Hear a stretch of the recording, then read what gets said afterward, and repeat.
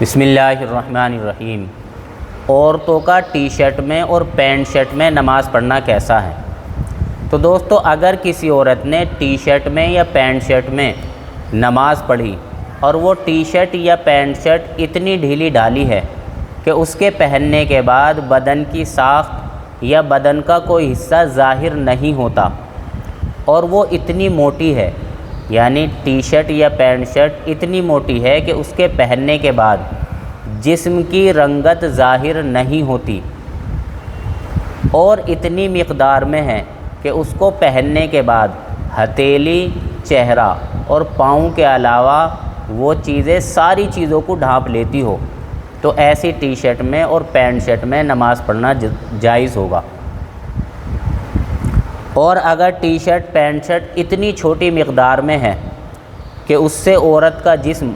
मज़कूरा मिक़दार में नहीं छिपता है, यानी छोटे छोटे कपड़े हैं या बारीक कपड़े हैं कि उसमें अंदर जिस्म की रंगत ज़ाहिर होती है, तो इसमें नमाज़ पढ़ना जायज़ नहीं होगा। और अगर किसी औरत ने ऐसी टी शर्ट या पैंट शर्ट पहनी है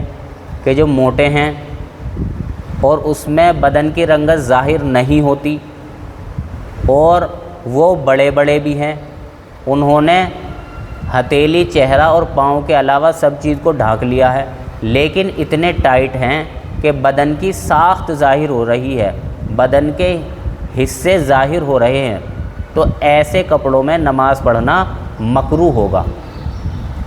और दोस्तों, ये बात समझें कि पैंट शर्ट या टी शर्ट शुराफा का और सुलाहा यानी नेक लोगों का लिबास नहीं है,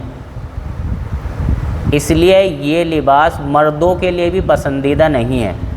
चाहे जाए कि औरतों के लिए तो क्या पसंदीदा हो सकता है। तो इसलिए औरतों को हत्तल इम्कान ऐसे लिबास से परहेज़ करना चाहिए। अल्लाह ताला सही समझ की तौफ़ीक़ नसीब फ़रमाए। आखिर दावाना अनिल हम्दुलिल्लाहि रब्बिल आलमीन।